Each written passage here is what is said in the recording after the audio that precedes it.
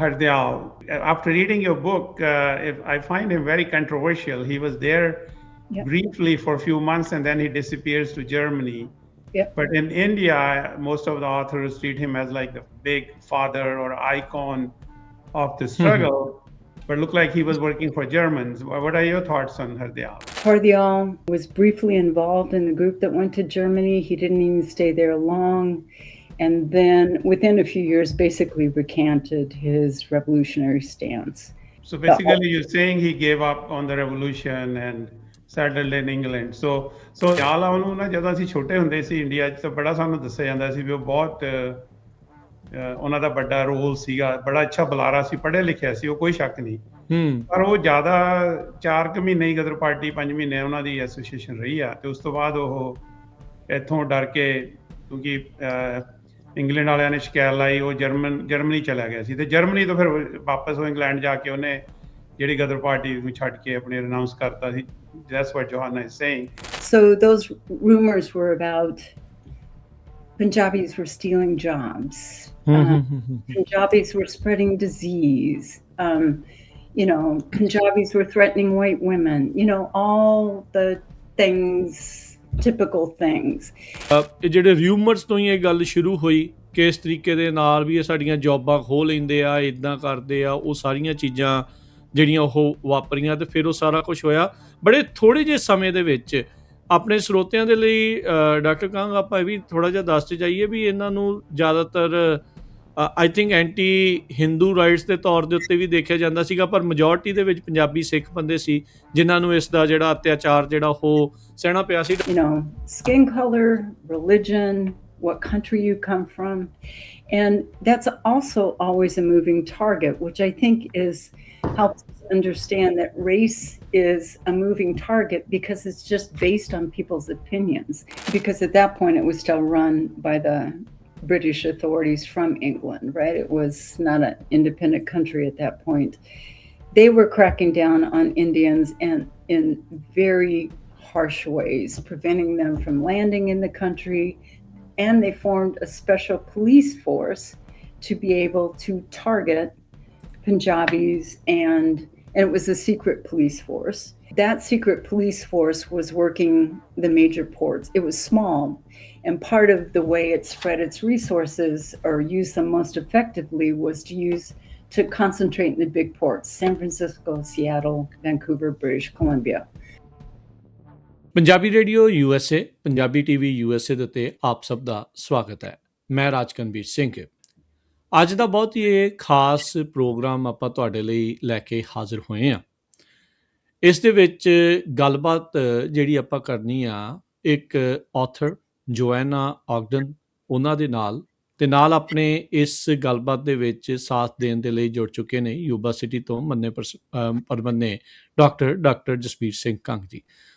ਕੰਗ ਸਾਹਿਬ, ਸਭ ਤੋਂ ਪਹਿਲਾਂ ਜੀ ਆਇਆਂ ਨੂੰ ਤੁਹਾਨੂੰ ਸਵਾਗਤ ਹੈ। ਸਤਿ ਸ਼੍ਰੀ ਅਕਾਲ ਜੀ। ਸਤਿ ਸ਼੍ਰੀ ਅਕਾਲ ਜੀ। ਸੋ with us we have today author Johanna Ogden. Her latest book, Punjabi Rebels of Columbia River. We'll be discussing this book today.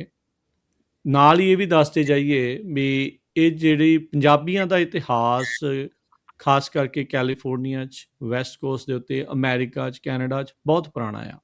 ਅੱਜ ਦੇ ਇਸ ਪ੍ਰੋਗਰਾਮ ਦੇ ਜ਼ਰੀਏ ਆਪਾਂ ਉਸ ਇਤਿਹਾਸ ਨੂੰ ਫਰੋਲਣ ਦੀ ਕੋਸ਼ਿਸ਼ ਕਰਨੀ ਆ।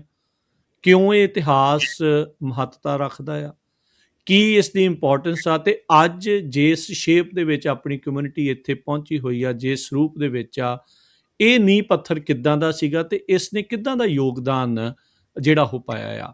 ਸੋ ਡਾਕਟਰ ਕੰਗ ਹੁਣਾਂ ਦੇ ਦੁਆਰਾ ਜਿਹੜਾ ਪੰਜਾਬੀ ਅਮਰੀਕਨ ਹੈਰੀਟੇਜ ਸੁਸਾਇਟੀ ਵੀ ਉੱਥੇ ਚਲਾਈ ਜਾਂਦੀ ਆ ਯੂਬਾ ਸਿਟੀ 'ਚ, ਉੱਥੇ ਮਿਊਜ਼ੀਅਮ ਵੀ ਆ। ਇਹਨਾਂ ਨੇ ਸਿੱਖ ਪਾਇਨੀਅਰਸ ਵਾਲੀ ਇੱਕ ਕਿਤਾਬ ਵੀ ਜਿਹੜੀ ਆਪਣੇ ਵੱਲੋਂ ਉੱਥੇ ਛਾਪੀ ਹੋਈ ਆ, ਉਹ ਵੀ ਕਿਉਂ ਇੰਪੋਰਟੈਂਟ ਆ, ਇਹ ਕਿੱਥੋਂ ਇਹ ਨਿਕਲ ਕੇ ਆ ਰਹੀਆਂ ਗੱਲਾਂ, ਉਹਦੇ ਬਾਰੇ ਗੱਲ ਕਰਾਂਗੇ। ਸੋ ਡਾਕਟਰ ਕੰਗ, ਮੈਂ ਤੁਹਾਨੂੰ ਬੇਨਤੀ ਕਰੂੰਗਾ ਤੁਸੀਂ ਜੋਹੈਨਾ ਆਗਡਨ ਉਹਨਾਂ ਦੇ ਬਾਰੇ ਥੋੜ੍ਹਾ ਜਿਹਾ ਦੱਸੋ ਅਤੇ ਉਹਨਾਂ ਨੂੰ ਜੀ ਆਇਆਂ ਨੂੰ ਆਖੋ ਅੱਜ ਦੇ ਇਸ ਪ੍ਰੋਗਰਾਮ ਦੇ ਵਿੱਚ। Thank you Raj.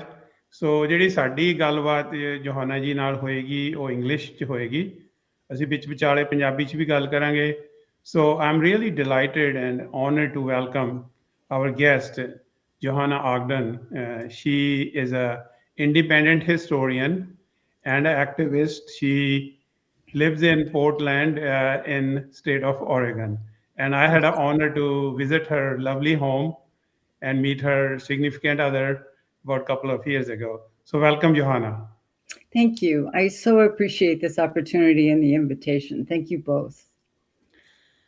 So Johanna wrote a book, which you already mentioned. It's very well written book, very detailed, and it brought many new facts about the history of our people in America. The name of book is Punjabi Rebels of Columbia River, the global fight for Indian independence and citizenship. So we often talk about the Ghadar party, but we sometimes forget that the struggle was not just for the independence from British, but the struggle was also to gain our rights in America as U.S. citizens. So, Johanna, what inspired you to write this book? You are from Portland, far away from most of the Indian or Punjabi diaspora. So, what inspired you to put your 10 years of your life writing this book? Well, I think questions about citizenship and immigration and colonialism have been kind of shaped my life, most of my life. They've been of interest to me.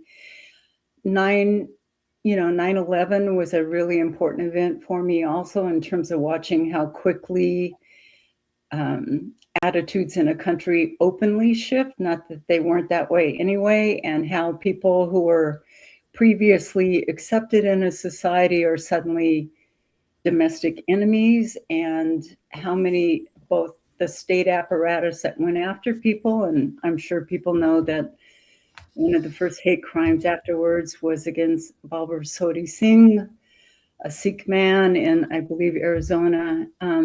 So those were the shaping questions for me, and I started the book quite some time after 9/11, but those were I had an opportunity to go to graduate school late in life, obviously.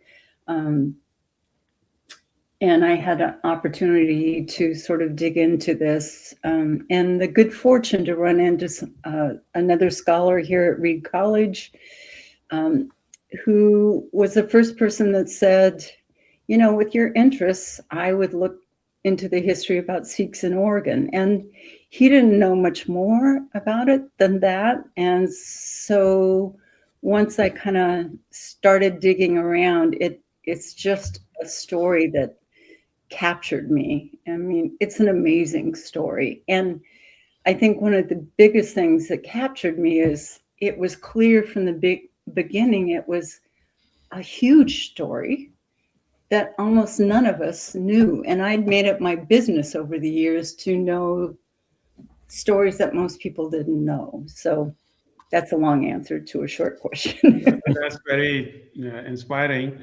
So, Columbia River. So, I mean, for our audience, this is a river right on the border of Oregon and Washington State, and it kind of gets into Pacific Ocean right at the city Astoria. So, before we get to Astoria, tell us a little bit how many people were here, like in early 1900s. I mean, based on your research, when the people started migrating from Punjab to Pacific West, and what were the reasons which made them migrate?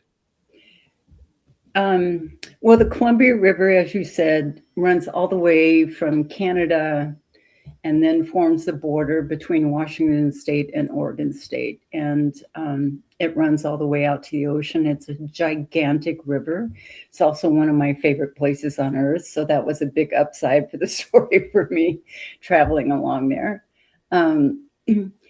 There were probably, I think most historians that are in this field think there were maybe around 8,000 mainly Punjabis, that were in North America. And I'm saying North America because in that I'm including British Columbia.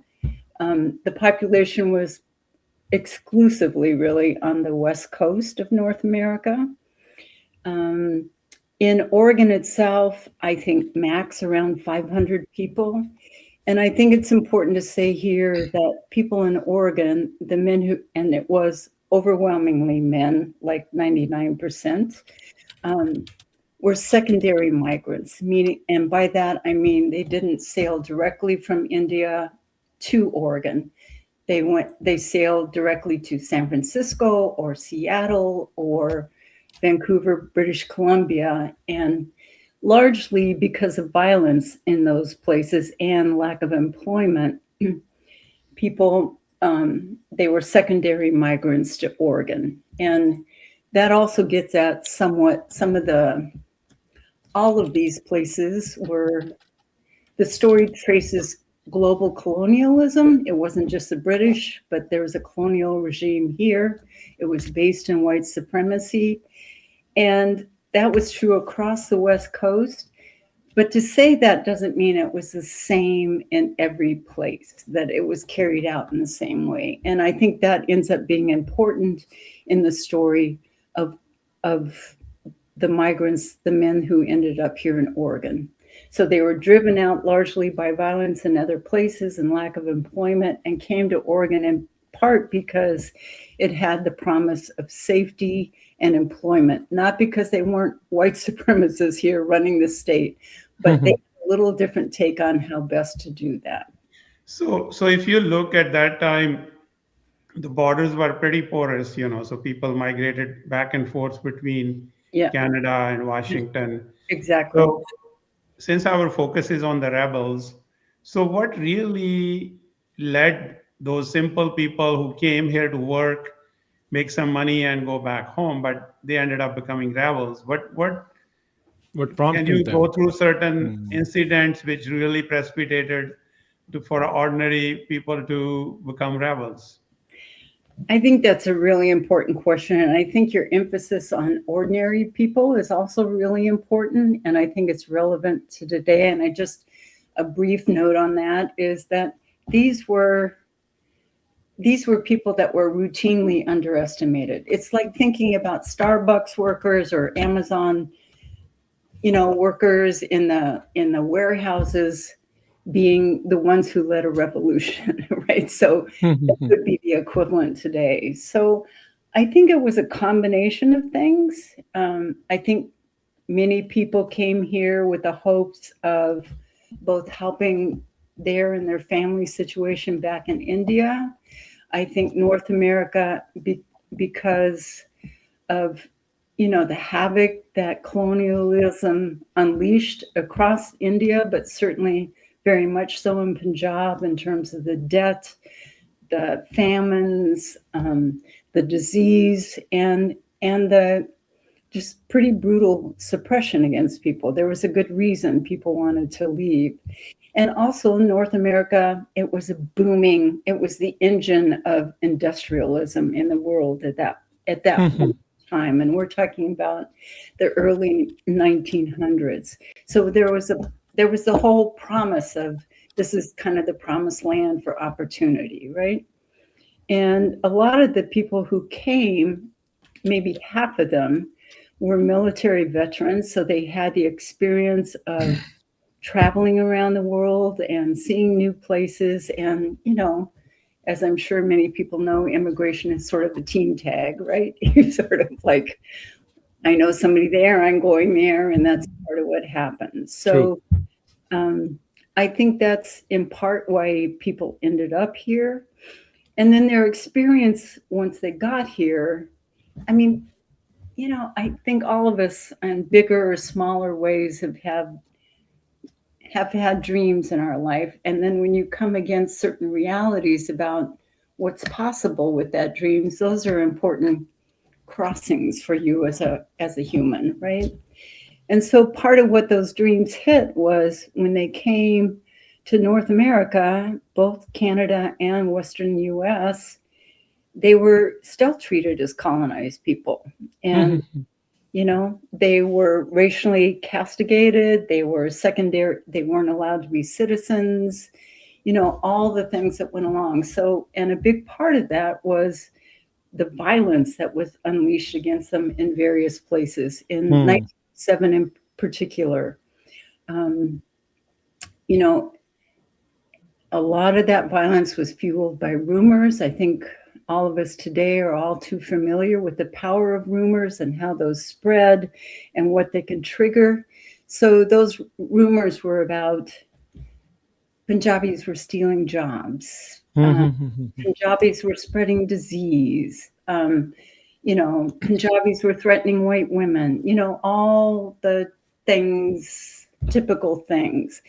And so in 1907, there was a particular uptick in what I call communal violence. In other words, not just one-on-one violence, but groups of people attacking other groups of people based on who they were. And one of the biggest one was in Bellingham, Washington, which is close to the border to British Columbia, on Labor Day of all things, which I think is also important. A mob of several hundred, mainly white men, attacked Punjabis and drove them out of town. Sort of tragically, there were a number of those men who then walked to British Columbia thinking they'd get back under the Crown lands and be safe. And less than a week or two later, they were attacked once again. And at that point, it was the biggest riot that had ever happened in British Columbia. Something like 10,000 people were involved. And these were not just laborers, these were ministers, they were politicians. And so that's a lot of what they meant. And so when I said that Punjabis that came to Oregon were secondary migrants, that violence I described sort of spilled out across the states. It didn't just stay in those cities, it hit smaller cities. And like any sane person, people were looking around for where was it safe to go. And was part of what popped up because there was a terrible, heinous crime here, but there wasn't the mass community violence against Indians. And so the word went out. That's when, in the wake of that violence in 1907, people started showing up in much bigger numbers here in Oregon. And the fact that there was work, because the Oregon, for reasons I can go into if people are interested, Oregon was expanding very rapidly and they needed laborers, right? And so that's sort of what came together about why they got here. The problem is about 3 years after, in other words, in 1910, there was again a riot, only this time it was in Oregon, and that was in St. John's, Oregon, which is sort of on the north end of Portland. It was an independent city. It's now a part of Portland. And I think with round two, people were like, yeah, no, we're not doing this again. We're not going to run. They didn't run. They didn't leave. They were just like, one, they forced, partly because they could in Oregon, some legal repercussions. There were trials here. But they also, after those trials, which lasted more or less 2 years, they started studying. They were like, why does this keep happening to us? Why? What should we do in the wake of it? So I think it was that kind of, it was too much, all of it put together. And so like, what you're saying, the trigger point was Bellingham incident. And that was the beginning. And actually, by the way, there were 5 Jawls who came to Yuba City in 1907. And 2 of the families I personally know, Dr. Jawl's family and Kulwant Singh Jawal. So Dr. Jawl's father, Tulli Singh Jawal, was there. And Dr. Jawal is now 101 year old. It's amazing. And Kulwant Jawal's grandfather I'm just like a personal connection. So Bellingham pushed them to other cities. So they didn't get welcomed in Canada. And then they came to Oregon. As you're saying, the Oregon was relatively safer, a little bit away because there was they needed more labor. So now they get the same problem in St. John's. They get attacked. So there was also a gentleman named Harnam Singh who got killed. You remember something about that? Correct. And that was the incident I mentioned that happened here in Oregon in 1907, that it was a terrible crime, but it wasn't like, it didn't involve hundreds of people.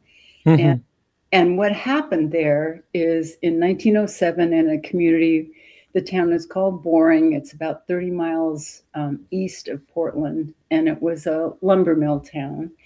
And again, it was on Halloween night in 1907, and basically a group of tree cutters and mill workers, a small group, maybe 10 or 12, went to the bar, got liquored up, sort of started repeating all the rumors that were going on about all the terrible things that Punjabis were doing about stealing their livelihood, because one Indian man had just been hired at the local mill, and they were like, oh, this is a bad sign. They're going to take all of our jobs.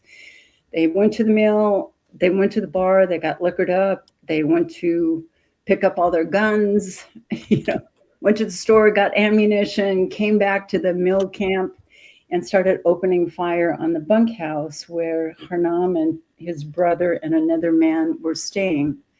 And they sort of surrounded the perimeter of that cabin.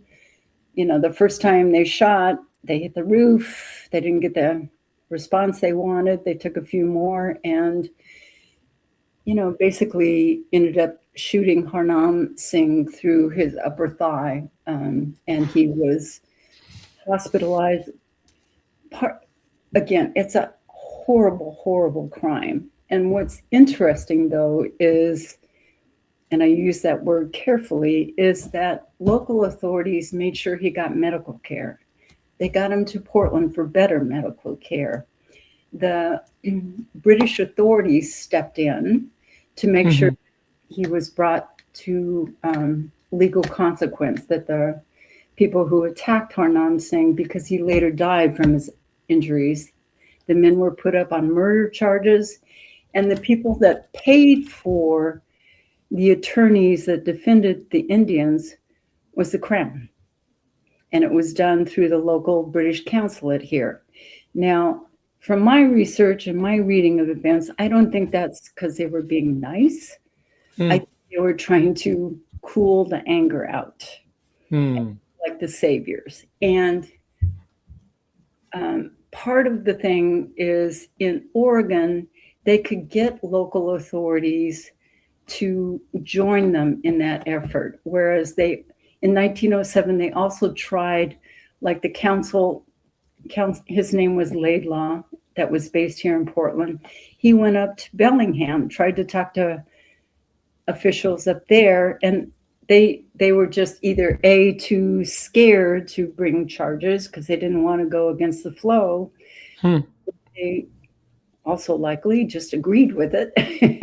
And so the British consulate could not get any traction there. In Canada, they had that's a whole nother kettle of fish, but they were bringing down all sorts of draconian things on Indians up in Canada after 1907. But in Oregon, the consulate could get some traction with local authorities to prosecute the people that murdered Harnam Singh. And that's why I think the word in part went out to other Punjabis that in a landscape of really bad options, Oregon looked better. There was just a murder, but at least something was done about it. So let's now move forward. Doctor Kang, ਜੇ ਆਪਾਂ ਥੋੜਾ ਜਿਹਾ ਇਸ ਨੂੰ ਆਪਾਂ ਮਾੜਾ ਜਿਹਾ ਦੱਸ ਦਈਏ ਵੀ ਜਿੱਦਾਂ ਜੋਹਾਨਾ ਹੁਣਾਂ ਨੇ ਦੱਸਿਆ ਵੀ ਕਿਉਂਕਿ ਆਪਾਂ ਜਿਹੜੇ ਬੈਲਿੰਗਹੈਮ ਰਾਈਟਸ ਦੀ ਗੱਲ ਕਰਦੇ ਹਾਂ, ਸੇਂਟ ਜੌਨ ਜਿਹੜੇ ਰਾਈਟਸ ਦੀ ਗੱਲ ਕਰਦੇ ਹਾਂ, ਤੇ ਜਿਹੜੇ ਹਰਨਾਮ ਸਿੰਘ ਦੀ ਜਿਹੜੀ ਸਟੋਰੀ ਦੱਸੀ ਆ, ਮੈਂ ਤਾਂ ਇਹ ਗੱਲ ਪੰਜਾਬੀ 'ਚ ਵੀ ਥੋੜ੍ਹੀ ਜਿਹੀ ਨਾਲ ਆਪਾਂ ਕਰਦੇ ਜਾਵਾਂ ਵੀ ਕਿਉਂ ਇਹ ਇੰਪੋਰਟੈਂਟ ਆ ਰਾਈਟ ਨਾਓ। ਇਹ ਜਿਹੜੇ ਰਿਊਮਰਸ ਤੋਂ ਹੀ ਇਹ ਗੱਲ ਸ਼ੁਰੂ ਹੋਈ ਕਿ ਇਸ ਤਰੀਕੇ ਦੇ ਨਾਲ ਵੀ ਇਹ ਸਾਡੀਆਂ ਜੋਬਾਂ ਖੋਹ ਲੈਂਦੇ ਆ, ਇੱਦਾਂ ਕਰਦੇ ਆ, ਉਹ ਸਾਰੀਆਂ ਚੀਜ਼ਾਂ ਜਿਹੜੀਆਂ ਉਹ ਵਾਪਰੀਆਂ, ਤੇ ਫਿਰ ਉਹ ਸਾਰਾ ਕੁਛ ਹੋਇਆ ਬੜੇ ਥੋੜ੍ਹੇ ਜਿਹੇ ਸਮੇਂ ਦੇ ਵਿੱਚ। ਆਪਣੇ ਸਰੋਤਿਆਂ ਦੇ ਲਈ ਡਾਕਟਰ ਕੰਗ ਆਪਾਂ ਇਹ ਵੀ ਥੋੜ੍ਹਾ ਜਿਹਾ ਦੱਸਦੇ ਜਾਈਏ ਵੀ ਇਹਨਾਂ ਨੂੰ ਜ਼ਿਆਦਾਤਰ I think anti Hindu rights ਦੇ ਤੌਰ ਦੇ ਉੱਤੇ ਵੀ ਦੇਖਿਆ ਜਾਂਦਾ ਸੀਗਾ, ਪਰ ਮੈਜੋਰਟੀ ਦੇ ਵਿੱਚ ਪੰਜਾਬੀ ਸਿੱਖ ਬੰਦੇ ਸੀ ਜਿਨ੍ਹਾਂ ਨੂੰ ਇਸ ਦਾ ਜਿਹੜਾ ਅਤਿਆਚਾਰ ਜਿਹੜਾ ਉਹ ਸਹਿਣਾ ਪਿਆ ਸੀ। ਡਾਕਟਰ ਕੰਗ, ਤੁਸੀਂ ਥੋੜਾ ਜਿਹਾ ਇਸ ਨੂੰ ਹੈਗਾ ਜਿਹੜਾ ਤੁਸੀਂ ਰਾਜ ਕਹਿ ਰਹੇ ਹੋ ਨਾ, ਉਦੋਂ ਜਿਹੜੇ ਹਿੰਦੁਸਤਾਨ ਇੰਡੀਆ ਤੋਂ ਜਿਹੜੇ ਲੋਕ ਆਏ ਸੀ, ਹਿੰਦੁਸਤਾਨੀਆਂ ਨੂੰ ਸਾਰਿਆਂ ਨੂੰ ਹਿੰਦੂ ਆਖਿਆ ਜਾਂਦਾ ਸੀ, ਭਾਵੇਂ ਉਹ ਕਿਸੇ ਉਹ ਰਿਲੀਜੀਅਸ ਇੱਕ ਆਇਡੈਂਟੀਟੀ ਨਹੀਂ ਸੀ, that was a more of a region like Place, India ਵੀ ਕਿਹਾ region. ਜਾਂਦਾ ਸੀ ਬ੍ਰਿਟਿਸ਼ ਇੰਡੀਆ ਤੇ ਹਿੰਦੁਸਤਾਨ ਵੀ ਉਦੋਂ ਵਰਡ ਯੂਜ਼ ਕਾਫੀ ਕੀਤਾ ਜਾਂਦਾ ਸੀ ਸੋ ਜਿਹੜੇ 1907 ਵਿੱਚ ਬੈਲਿੰਗਮ ਦੇ ਵਿੱਚ ਕੋਈ ਐਜ਼ ਜਿਵੇਂ ਜੋਹਾਨਾ ਨੇ ਦੱਸਿਆ ਹੈਗਾ ਵੀ ਆਪਣੇ 250-300 ਬੰਦਿਆਂ ਨੂੰ ਉੱਥੋਂ ਆ ਕੇ ਕੱਢ ਦਿੱਤਾ ਗਿਆ ਕੁੱਟ ਮਾਰ ਕੇ Hmm. ਕੁਛ ਕੈਨੇਡਾ 'ਚ ਗਏ ਉੱਥੇ ਵੀ ਉਹਨਾਂ ਨਾਲ ਉਹੀ ਕੁਛ ਹੋਇਆ ਤੇ ਫਿਰ ਕੁਛ ਉਹ ਵਾਪਸ ਆ ਓਰੇਗਨ ਗਏ। ਚਲੇ ਗਏ ਸੇਂਟ Hmm. ਜੌਨ ਉੱਥੇ ਵੀ ਇਹੀ ਕੁਛ ਹੋਇਆ ਤੇ ਇੱਕ ਬੰਦੇ ਨੂੰ ਮਾਰ ਵੀ ਦਿੱਤਾ ਇਦਾਂ ਹੀ ਬਿਨਾਂ ਜਿਵੇਂ ਵੀ ਝੂਠੇ ਜਿਵੇਂ ਜਿਹਨੂੰ ਆਪਾਂ ਕਹਿੰਦੇ ਆ ਨਾ ਅਫਵਾਹਾਂ ਫੈਲਾ ਕੇ ਜਿਵੇਂ ਅੱਜ ਕੱਲ੍ਹ ਵੀ ਅਫਵਾਹਾਂ ਫੈਲਾਈਆਂ ਜਾਂਦੀਆਂ ਜੀ ਫਲਾਣੇ Hmm. ਦੇਸ਼ ਦੇ ਲੋਕ ਇਦਾਂ ਕਰਦੇ ਨੇ ਸੋ ਅਫਵਾਹਾਂ ਦੇ ਨਾਲ ਇੱਕ ਨੈਰੇਟਿਵ ਇੱਕ ਵਰਤਾਂਤ ਬਣਾ ਦਿੱਤਾ ਗਿਆ ਲੋਕਾਂ ਦੇ ਖਿਲਾਫ ਲੋਕਾਂ ਨੂੰ ਭੜਕਾ ਕੇ ਸੋ ਉਹ ਜਿਹੜੀ ਹਿੰਸਾ ਆਪਣੇ ਲੋਕਾਂ ਦੇ ਖਿਲਾਫ ਹੋਈ ਸੋ ਅੱਗੇ ਡਾਕਟਰ ਚੱਲਦੇ ਕੰਗ ਹੋਏ ਮੈਂ ਕੁਐਸਚਨ ਪੁੱਛ ਸਕਦਾ ਇੱਕ ਇਹਨਾਂ ਨੂੰ ਇੱਥੇ sure Yeah. Joanna, I just want to ask you now the way you described how it was in the 1907s, like the rumor mills were running hot. And do you see the same thing happening right now? Like, is the same kind of atmosphere being created against these kind of immigrants? Absolutely, 100%. And let me just step back 1 minute and just clarify something I said, because the other violence that happened in 1907 in Washington, British Columbia, there was no criminal repercussions for anyone. There were no charges, there were no trials. So the fact that there was a trial in Oregon was extremely important. So I don't think I made that clear. But absolutely 100%, I think it's happening again. And the US has this history of these cycles of, anti-certain kind of immigrant violence, not all immigrants, certain immigrants, and it's the racial test. And that racial test is always, skin color, religion, what country you come from. And that's also always a moving target, which I think helps us understand that race is a moving target because it's just based on people's opinions. It's not based on anything in nature. It's stuff we make up and we put in our laws, And this country was founded as a white supremacist country, It was founded on trying to dispossess natives altogether of their lands. It was funded by the labor of people enslaved from Africa, And so it's been this dynamic from the get-go about, needing the labor of people all over the world, but not having the legal apparatus and the popular opinion, unfortunately, that those same people should not be full members of society. And I think that's absolute. So this is part of what we're seeing with the ICE raids right now, right? People who have been here for decades, making all kinds of contributions, members of the community in so many ways are now being told, rounded up, basically. And yeah, 100%, I think it's repeating, and that goes across a multitude of communities. Certainly the Indian community, though, I think there's work to be done to sort of understand that the community's vulnerable too, but the Latinx community, I volunteer for legal observing around ICE up here in Portland, and it's a broad swath of people, that they're going after these days. So Johanna, I know it's a very touchy issue, but let's go back to the history. So you shared the background. So now some people get together in Astoria, which is like very nondescript place. A lot of people don't even know where it is until I heard about it, but never been there until I visited you and went there to see that plaque was placed in 2013 to honor the Ghadar Party's formation. So I have a very straightforward question. Why they picked a Finnish socialist hall to meet, and why the party was formed in Astoria, nowhere else? So like all of this, it's got a lot of pieces to be able to answer that. I mentioned earlier that what was happening up in British Columbia, because at that point it was still run by the British authorities from England, right? It was not an independent country at that point. They were cracking down on Indians and in very harsh ways, preventing them from landing in the country. And they formed a special police force to be able to target Punjabis, and it was a secret police force. And that secret police force was working the major ports. It was small, and part of the way it spread its resources or used them most effectively was to concentrate in the big ports: San Francisco, Seattle, Vancouver, British Columbia. Portland is not that kind of a port. Mhm. So Oregon was wasn't really on the radar for the secret police force. It was also a laboring community. There were not intellectuals here, except for a few here and there, but it wasn't like San Francisco, wasn't like British Columbia in that regard. So that's one part of the backdrop here, is the police force that was being mustered by the British regime against Punjabis. So what you're saying is that Australia was not under scrutiny like the bigger cities were. Correct. And I mentioned the riot in 1910 in St. John's, which again, also on the Columbia River or near the Columbia River in Oregon. Astoria is at the mouth of the Columbia River, about 2 hours downriver towards the ocean.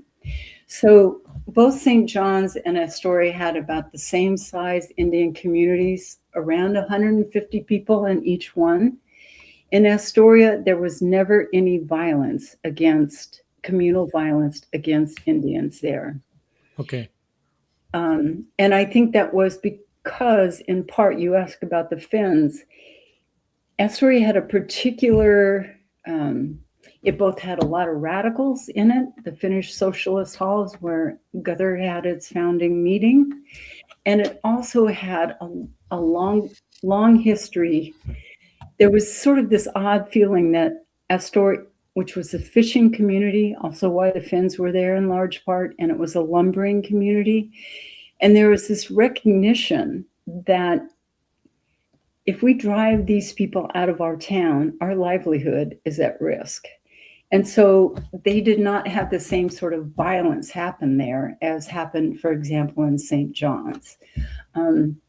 I'm not saying that there wasn't racism going on. I'm not going that far, but I think there's some of these state and regional differences that are important. So I think, and as a historian, you have to make educated guesses. You can't always, it's really hard to get people's intentions. But I think as organizers, the idea was hatched in the back of, in a machine shop in St. John's about, we got to form an organization. Har Dayal had come up from San Francisco, a radical, very well-known leader at that point in the Indian community.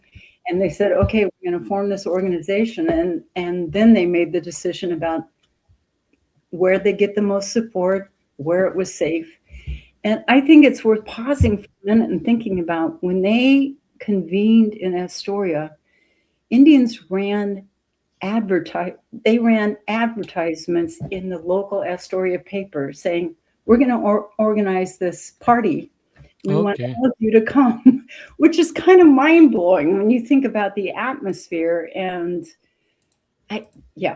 so I hope that answered. I mean, I had the chance to visit that place on your recommendation.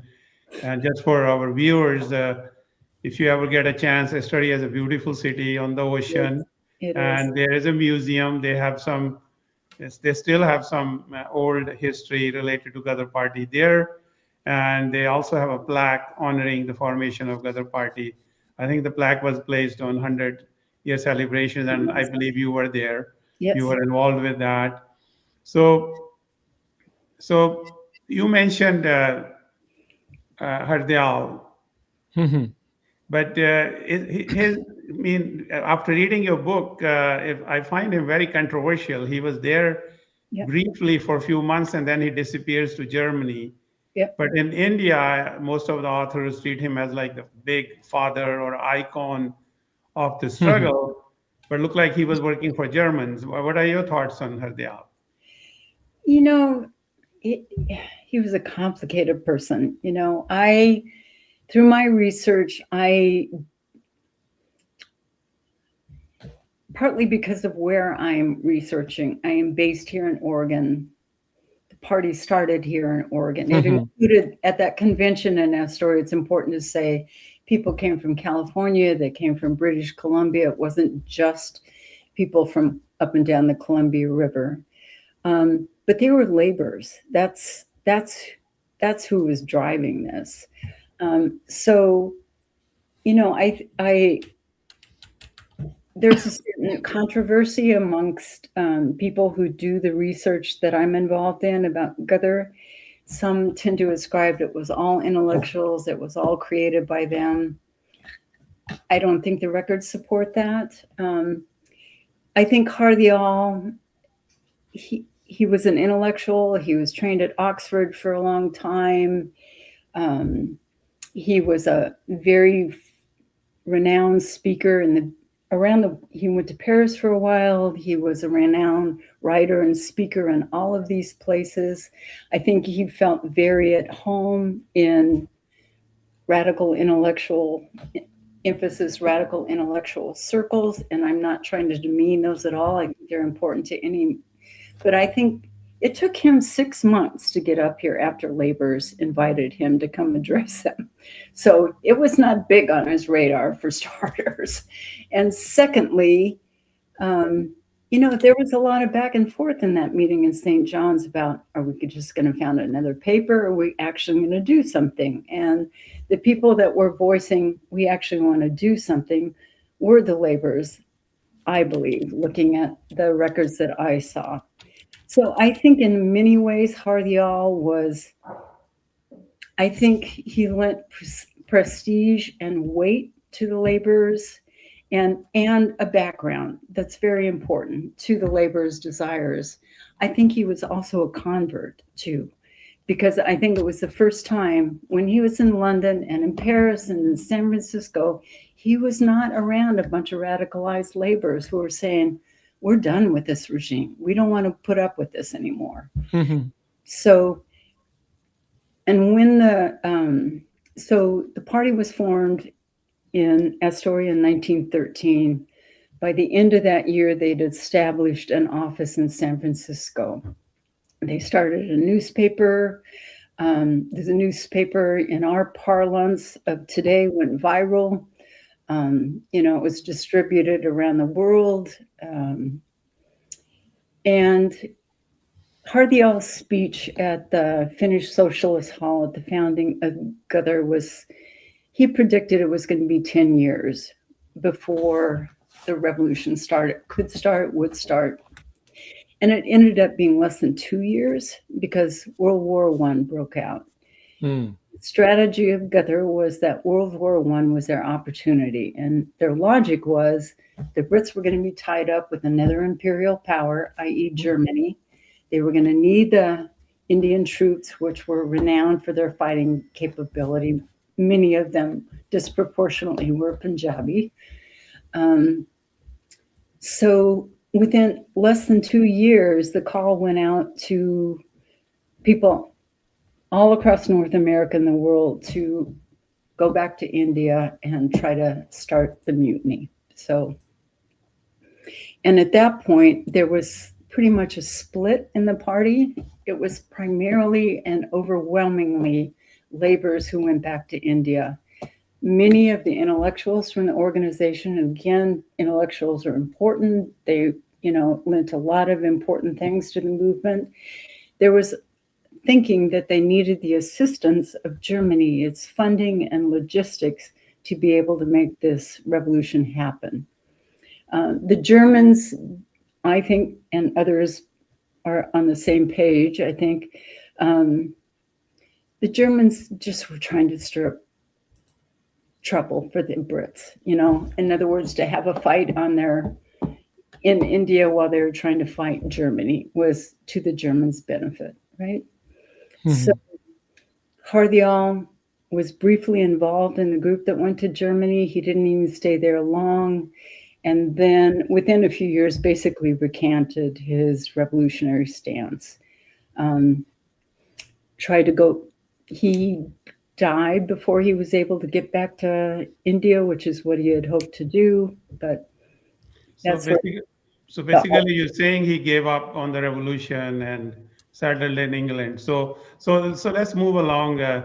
So the people. Doctor Gang ਤੁਸੀਂ ਇੱਥੇ ਥੋੜਾ ਜਿਹਾ explain ਕਰ ਦਿਓ ਵੀ ਇਹ ਜਿਹੜਾ ਸਵਾਲ ਕਿਉਂ ਇੰਪੋਰਟੈਂਟ ਆ ਵੀ ਕਿਉਂਕਿ ਜਿਹੜੇ ਹਰਦਿਆਲ ਦੀ ਆਪਾਂ ਲਾਲੇ ਹਰਦਿਆਲ ਦੀ ਗੱਲ ਕਰ ਰਹੇ ਹਾਂ ਵੀ ਉਹਨੂੰ ਪੇਸ਼ ਕਿਸ ਤਰੀਕੇ ਨਾਲ ਕੀਤਾ ਜਾਂਦਾ ਆ ਤੇ ਅਸਲੀਅਤ ਉਹਦੀ ਥੋੜੀ ਜਿਹੀ ਕੀ ਹੈ ਜੇ ਤੁਸੀਂ ਥੋੜਾ ਜਿਹਾ ਇਸ ਤੇ 1-2 ਮਿੰਟ ਲਾ ਕੇ ਥੋੜਾ ਚਾਨਣਾ ਪਾਉਣ ਦੀ ਜਿਹੜਾ ਕੋਸ਼ਿਸ਼ ਕਰਿਓ ਹਰਦਿਆਲ ਆ ਉਹਨੂੰ ਨਾ ਜਦੋਂ ਅਸੀਂ ਛੋਟੇ ਹੁੰਦੇ ਸੀ ਇੰਡੀਆ 'ਚ ਤਾਂ ਬੜਾ ਸਾਨੂੰ ਦੱਸਿਆ ਜਾਂਦਾ ਸੀ ਵੀ ਉਹ ਬਹੁਤ ਉਹਨਾਂ ਦਾ ਵੱਡਾ ਰੋਲ ਸੀਗਾ, ਬੜਾ ਅੱਛਾ ਬੁਲਾਰਾ ਸੀ, ਪੜ੍ਹਿਆ ਲਿਖਿਆ ਸੀ, ਉਹ ਕੋਈ ਸ਼ੱਕ ਨਹੀਂ।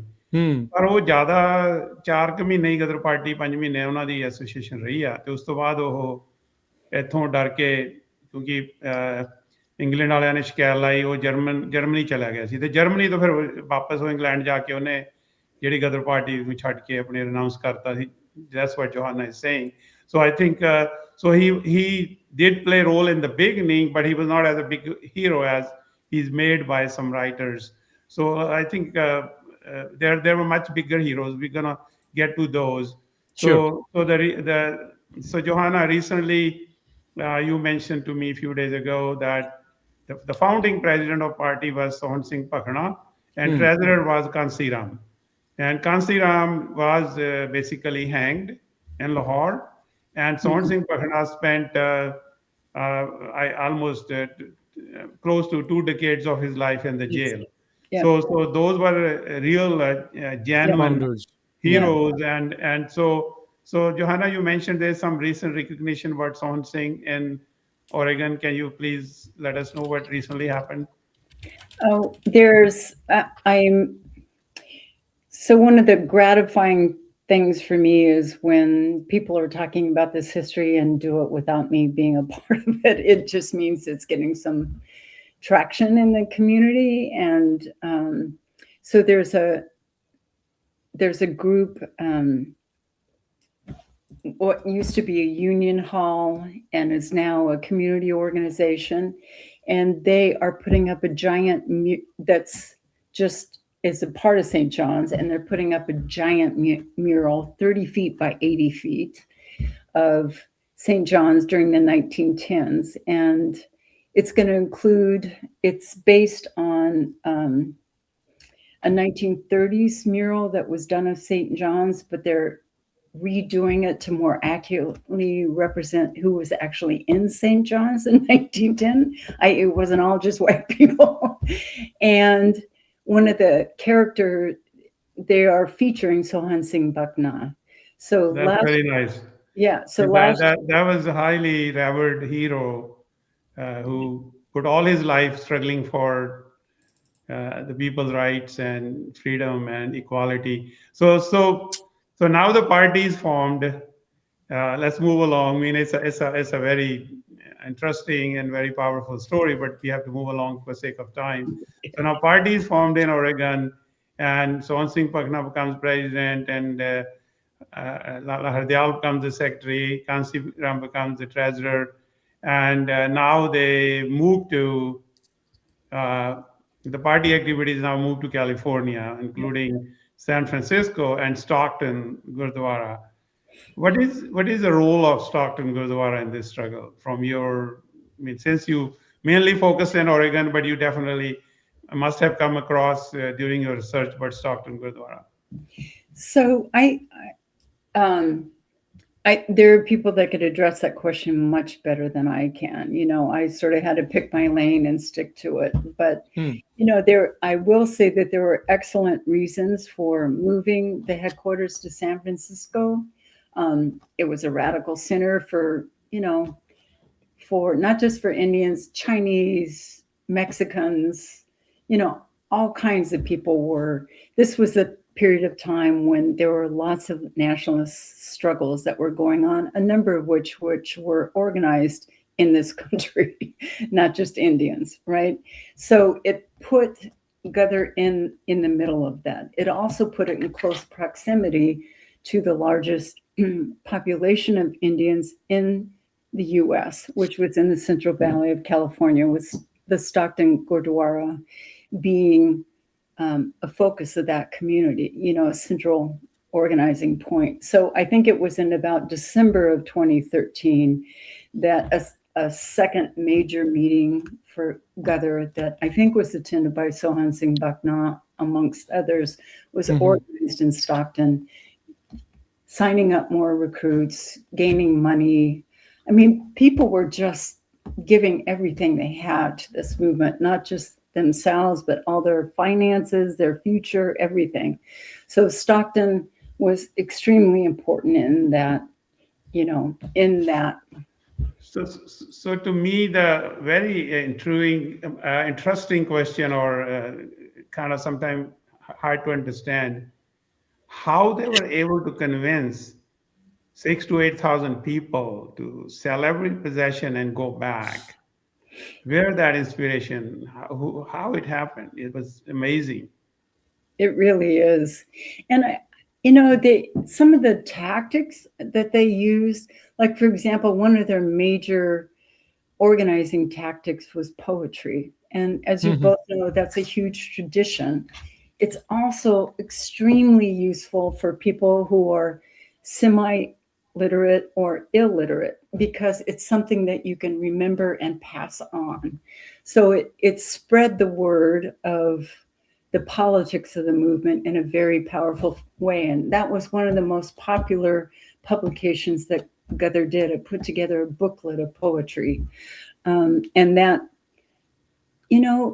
I think it speaks to people were ready. People were tired of it, and you hit with something like and there's the historian that I really learned the most from is in India. His name is Harish Puri, and he talks about, I just lost my thought. He talks about that people went back knowing that the likelihood of winning was slim to none. But they went anyway because they figured if they didn't make that statement then, for the future, it wasn't going to happen, which I find deeply, deeply moving, and reading accounts of, to your point, Jasbir, about how people were going to their bank accounts, emptying everything out. They were selling, one of the ways the British figured out that something was up, there were just fire sales of property up and down the west coast of North America. People were just unloading property to be able to fund this movement. I mean, it was an amazing example of sacrifice for the future. And, I think when people went back, probably half of them just sort of melted into the countryside because they didn't have the organization to support what they were doing, But there was a stalwart core that really tried to sort of forge ahead. And as you mentioned, paid dearly for it too, which is, yeah. But I think this young man, which is highly celebrated in our community, is Kartar Singh. Yes. Saraba. So he was like responsible for the Punjabi section, Ghadar Di Gunj. And I saw that poster in the museum in Astoria. So you have any words about him? I should know more about him than I do. I don't know that I can add a lot more than what you just said. He was a student at UC Berkeley who was young. He was like 19, 20 something. Yeah, he got hanged when he was 19. Yeah. And he, I think it's important to talk about, even though, for me, there's a parallel to like the Black Panthers here in this country. It was not a struggle that, quote, won, but had a long-term effect on politics of this country. And I think from my reading of things, Ghadar was similar in terms of being an open sort of, as the saying goes, a clarion call, that echoed through the years. So, Johanna, I'm going to give you a benefit because we want to learn more from you about what happened in US. I know there's a second part of the story is what happened in Punjab and India and how 42 people were hanged and some sent to Kalapani and Andaman. But I think I will not go into that chapter. We'll focus on what your expertise is. Your book mentions about British agent William Hopkins and Meva Singh. Yeah. Can you share a little bit about both of them? Well, I mentioned earlier that after the 1907 riots up and down the West Coast in British Columbia, the response of the British was to develop a police force aimed only at and entirely against the Punjabi community. And that was headed by Hopkinson, as you mentioned. And he recruited in the community basically for people to spy on other people and they were informants. That's what they were. And they were hated.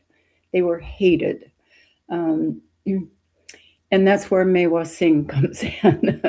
So I think it was 1913, but I could be wrong on that date, that there was an incident in British Columbia in 1908 where in the Gurdwara up there, that one of the veterans who was highly respected and a member of the Gurdwara up there burned his British military medals, which was also meant that he renounced all the privileges that came from him, monetary and otherwise. And there were other veterans who did the same. And the Gurdwara after that banned the wearing of medals at the Gurdwara. And in 1913 or 14, I apologize for not quite remembering the date, one of Hopkinson's agents murdered this veteran. I think that his name was Pag Singh, who was killed. Yeah. I believe he was the president of the Yes, Gurdwara. exactly. Vancouver Gurdwara. Yeah. And it ended up that there was a trial in Vancouver about that. And Hopkinson was on the courthouse steps as a part of that trial, and he was shot by Meva Singh. And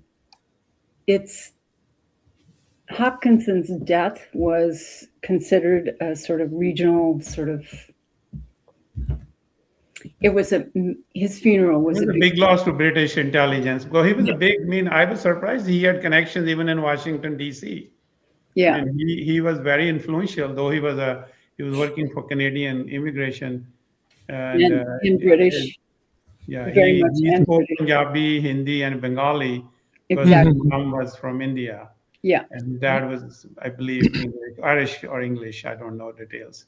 Yeah. So anyhow, I mean, there's recently a movie made on that incident. That's why I mentioned. So moving along, now 7,000 to 8,000 people left the shores.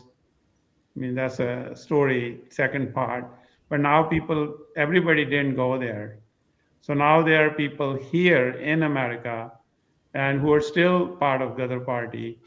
And I think I really want to go to the citizen side, but before I go there, let's talk a little bit about German Hindu conspiracy case and what were the ramifications of that. Let me just sort of set the stage a little bit, because one thing that I think, another part that Oregon was a little different than other places, British Columbia and California in particular, was pretty much all the Indians cleared out of the state once the call went out in Ghadar to return to India.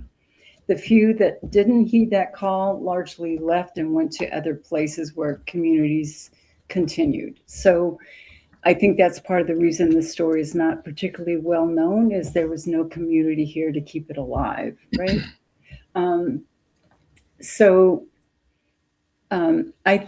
You're raising an important point. in that what the British were doing in India didn't stay in India. Sort of once they, they claimed that they had it all controlled. They put down the revolt, la la la, jailed people, executed people, all the stuff that they did. Hmm. They turned their attention to the U.S. and they went after, and they had been, the Brits had been on the U.S. government, and we're talking the highest levels, not just little operatives at the local levels. This is the highest levels of government having these conversations. They had been trying to convince the U.S. government that Indians were a bigger problem than the U.S. wasn't giving them proper attention for the problem that they were. And so the Brits were constantly on the U.S. government, like, you got to do more, you got to do more. So once the war broke out, that opened up some other opportunities for the British to make some inroads in the U.S. government. And in particular, the fact that part of Ghadar was affiliated with the German government meant that there were people here in the U.S. conspiring with an ally of the U.S. government at a time of war. And that opened a whole nother kettle of fish in terms of laws that are available. So they basically, they being the British government and all its various arms, in cahoots with the U.S. government, staged, at the time, was the biggest trial in U.S. history. And it was staged in San Francisco. And this was in 1918. And for the U.S. part, the U.S. at the time of World War was doing all it could to clamp down on domestic radicals, industrial workers of the world, various socialists, anybody who criticized the war. It was illegal to say anything against the war. So this was a campaign they were interested in, not just in terms of Indians, but generally. And, the Bolshevik Revolution had happened in Russia. And so they were worried about that contagion, spilling and affecting U.S. domestic politics.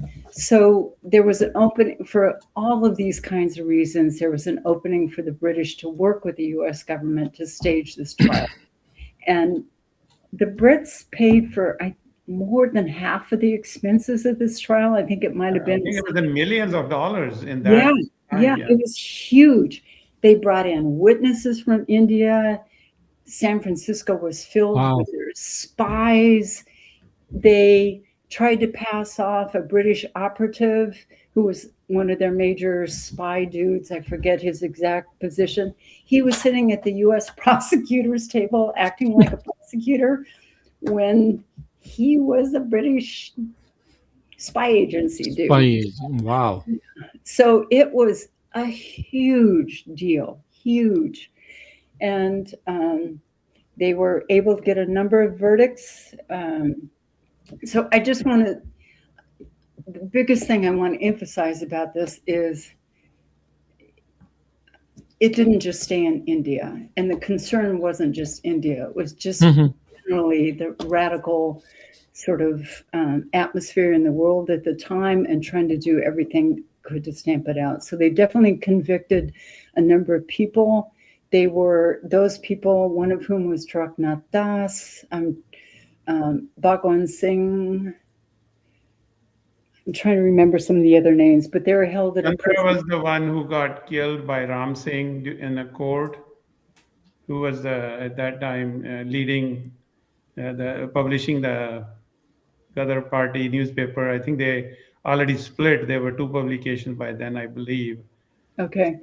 So I mean, unless I don't want to go into too much details, but we will come to the implications of that trial, how it affected the naturalization. But before I go there, after reading your book, I found that the Lieutenant Governor of Punjab, Mr. O'Dwyer, who was a Home Secretary earlier, in charge of all the intelligence and working with William Hopkins. So this guy was monitoring all the rebels in America to neutralize their effects. So this information will not go back, even the Kamagata Maru incidents.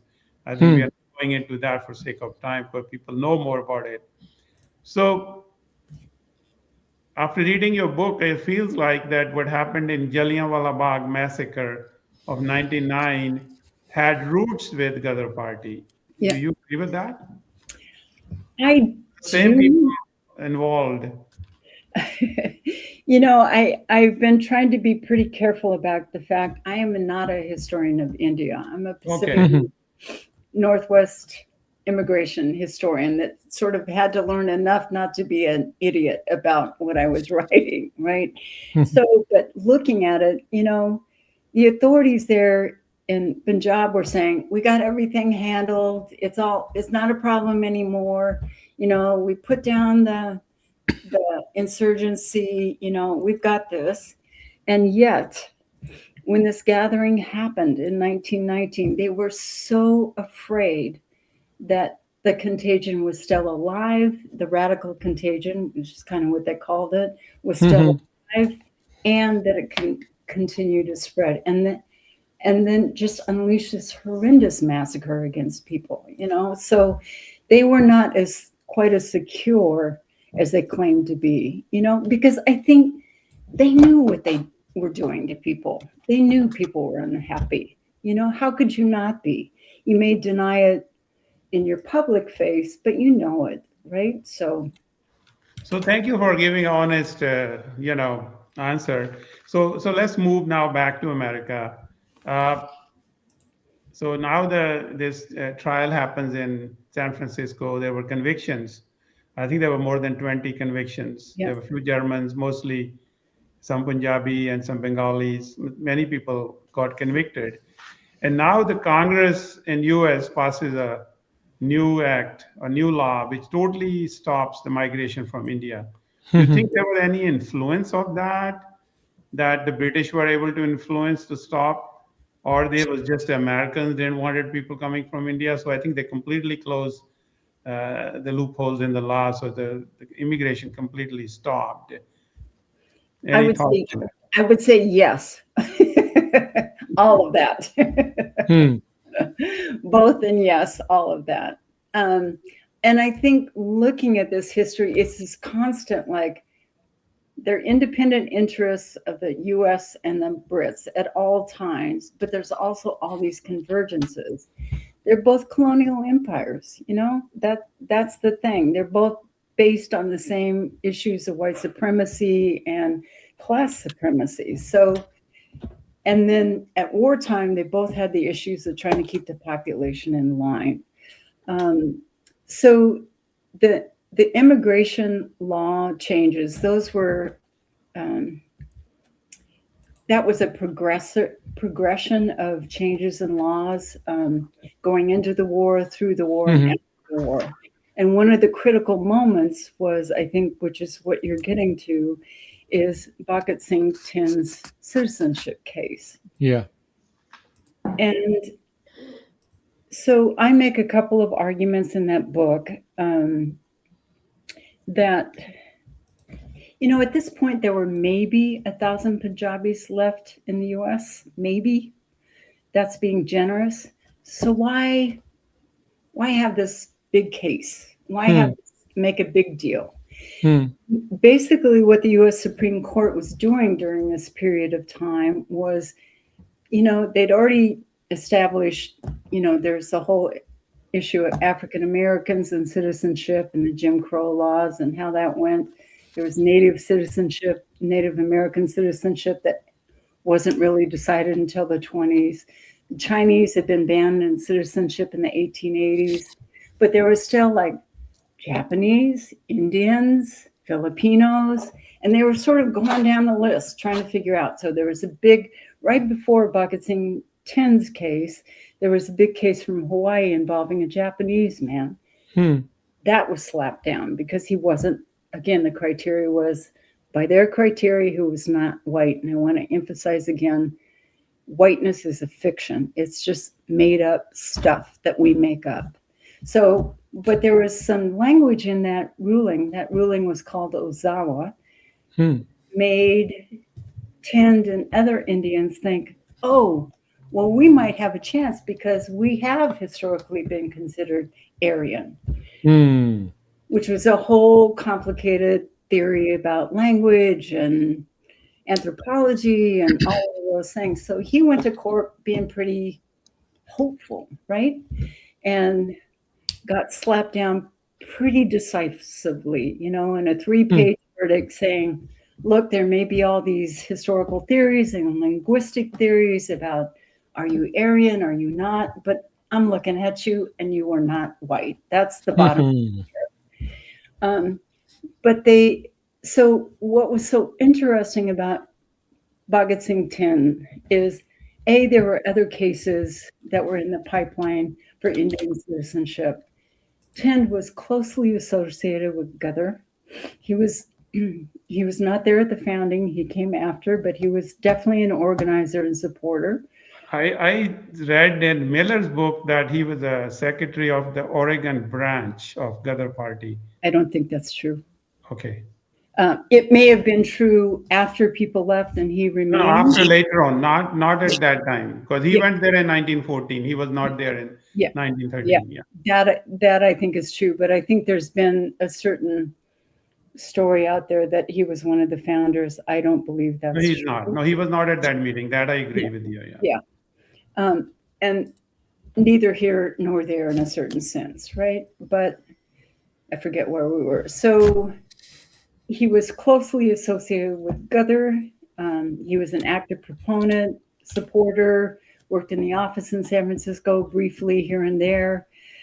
He was also associated with the state where it started, not inconsequential, I don't think. So of all the cases to pick up and take to the Supreme Court, I have a big question mark about was it just coincidence that his was chosen, More importantly, I think, is that denying citizenship to Indians was a gift, whether it was intentional or not, it was a gift to the British regime. It meant that Indians in this country did not have the thin protection of citizenship. And at that point, it was thin, to say the least. And then the US government used it for its own interests. I think the US interest was they were trying to get these various rulings in the Supreme Court, and the Department of Justice was openly calling on its attorney generals to send cases its way to get these kind of decisive rulings. This isn't me just guessing. They were asking for them. Okay. So, to keep it short, I have a couple of more questions before we wrap it up. So just for our viewers, that Thind lost his Supreme Court case in 1923. I think there was Chief Justice Sutherland. And the citizenship rights for people from Indian origin or British India were only allowed in 1946 under Lucy Seller Act, which was signed by President Harry Truman. And that was only applicable to people who were already here. So people were not able to bring their families until 1966 under a new Nationalization Act, I think, which was signed by President Lyndon Johnson. So going back, Johanna, you have any summary or something we didn't ask you? You feel You want to share? here? So can I just give a couple more quick details, and I promise to be quick, about 10 that I think are important? Sure. Sure. You can help me out later. One is that the 10 decision was used in the US to annul, to roll back, to get rid of, there were something like 70 Indians that already had citizenship. Those were nullified, which was a stunning development. Wow. I don't think that has happened before. It's happening now. So that's one thing. And then the US Congress picked up that decision and said, okay, anybody that can't become a citizen, you can't even, they rewrote the immigration laws, not the naturalization laws, but the immigration laws to say, if you can't get citizenship, you can't come into the country. So they use that decision to shut the borders down. And the map, when you look at the map of who was banned for 20 some odd years from Hmm. even setting foot in this country is crazy. And it does have parallels to today in terms of part of what they used to set those immigration were quotas based on what America looked like in the 1890s. And there was this big fight in the legislative bodies to figure out what's the time period that we can guarantee that America is going to stay a white country. And we'll use those numbers to be able to set the quotas for the 1920s going forward. So, yeah, so Northern Europe, plenty. You know, the rest of the world, 100 from this country, 100 from this part of the world. They just shut the borders down with us. So, Wow. So anything else you want to add? We didn't ask you. well, I just think, given the period that we're living through, I think this story is really important in thinking about underestimated people, heroic people, people that are sacrificing for a future. I think that's one thing that's important to think about. People that I think a lot of us would walk by on the street and not think they're going to change history. And I think we should sort of change our gaze a little bit. I also think that people should think about why it is that through the course of US history, not just in this time period we're talking about, but it's been this roller coaster of like, you have rights, you don't have rights. You can come in, you can't come in. And what's behind that? And what do we need to fight for and demand to stop that roller coaster? So I think that would be the things that are important to me. So my last question is, you have any recommendations for Punjabi community or South Asian? I mean, at that time, India was much bigger, included other, which became other countries later on. So in America, for those folks who have roots from that part of the world, what they need to do or should do to preserve that piece of history properly so it will not be lost. Any thoughts, recommendations? Yeah, I tend to want to take recommendations from the community to me, sort of how to help with that. I think the kids are super important, you know. I've been trying to get this and have had some success with getting this curriculum into public schools here in Oregon. The Oregon Historical Society has been wonderful about helping to do that.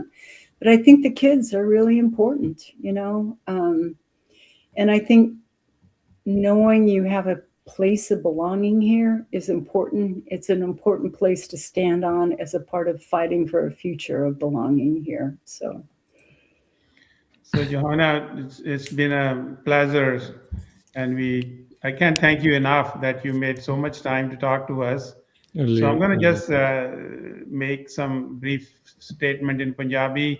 yeah, ਸੋ ਮੇਰੀ ਸਾਰੇ programme ਸੁਣਨ ਵਾਲੇ ਭੈਣ ਭਰਾਵਾਂ ਨੂੰ ਹੱਥ ਜੋੜ ਕੇ ਬੇਨਤੀ ਆ ਵੀ ਇੰਨੀ ਸਾਡੀ ਜ਼ਰੂਰੀ ਤੇ ਇੰਨੀ ਅਹਿਮ Kitab. ਜਿਹੜੀ ਹਿਸਟਰੀ ਹੈ ਇਸ ਕੰਟਰੀ 'ਚ ਕੈਲੀਫੋਰਨੀਆ 'ਚ ਓਰੇਗਨ ਵਾਸ਼ਿੰਗਟਨ ਕੈਨੇਡਾ 'ਚ ਹੈਗੀ ਆ ਇਹ ਸਾਡਾ ਫਰਜ਼ ਹੈ ਇਹਨੂੰ ਸਾਂਭਣਾ ਤੇ ਖਾਸ ਕਰਕੇ ਮੈਂ ਉਹ ਭੈਣ ਭਰਾ ਜਿਹੜੇ ਕਿ ਗਦਰੀ ਬਾਬਿਆਂ ਦੇ ਫੰਕਸ਼ਨਸ ਕਰਵਾਉਂਦੇ ਨੇ ਉਹਨਾਂ ਨੂੰ ਵੀ ਹੱਥ ਜੋੜ ਕੇ ਬੇਨਤੀ ਹੈ ਵੀ ਸਾਨੂੰ ਇਹ ਜਿਹੜੀ ਜਾਣਕਾਰੀ ਹੈ ਇਹਨੂੰ ਸੀਰੀਅਸਲੀ ਸਟੱਡੀ ਕਰਨਾ ਚਾਹੀਦਾ ਅਸੀਂ ਅਕਸਰ ਬੜਾ ਲਾਈਟਲੀ ਉਹ ਪ੍ਰੋਗਰਾਮ ਕਰ ਲੈਂਦੇ ਹਾਂ ਤੇ ਅਸੀਂ ਗਹਿਰਾਈ 'ਚ ਜਾਣ ਦੀ ਲੋੜ ਆ ਤੇ ਇਹਦੇ 'ਚੋਂ ਬਹੁਤ ਕੁਝ ਸਿੱਖਿਆ ਜਾ ਸਕਦਾ ਤੇ ਜਿਹੜੀਆਂ ਗਲਤੀਆਂ ਅਸੀਂ ਕੀਤੀਆਂ ਉਹਨਾਂ ਨੂੰ ਅਸੀਂ ਸਿੱਖ ਸਕਦੇ ਹਾਂ ਵੀ ਅਸੀਂ ਉਹ ਗਲਤੀਆਂ ਦੁਬਾਰਾ ਨਾ ਕਰੀਏ ਤੇ ਕਿੱਦਾਂ ਸਾਰੀ Exactly. ਕਮਿਊਨਿਟੀ ਇਕੱਠੀ ਹੋ ਕੇ ਕੰਮ ਕਰ ਸਕਦੀ ਆ ਕਿਉਂਕਿ ਉਹ ਬਹੁਤ ਵੱਡੀਆਂ ਕੁਰਬਾਨੀਆਂ ਬਹੁਤ ਲੋਕਾਂ ਨੂੰ ਫਾਂਸੀਆਂ ਲੱਗੀਆਂ ਬਹੁਤ ਲੋਕਾਂ ਨੇ ਆਪਣੀਆਂ ਸਾਰੀ ਜ਼ਿੰਦਗੀਆਂ ਜੇਲ੍ਹਾਂ 'ਚ ਕੱਢੀਆਂ ਤੇ ਉਹਦੇ ਨਾਲ ਉਹਨਾਂ ਨੇ ਉੱਥੇ ਜਾ ਕੇ ਵੀ ਜਿਹੜੀ ਚਿੰਗਾਰੀ ਸੀਗੀ ਇੱਕ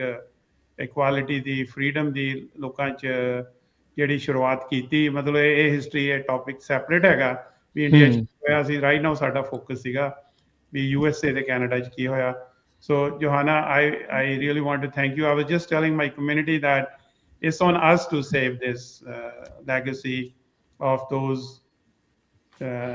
folks who made so much sacrifices and Sacrifice. suffered so much and we need to preserve their legacy and learn and not to do the same mistakes again.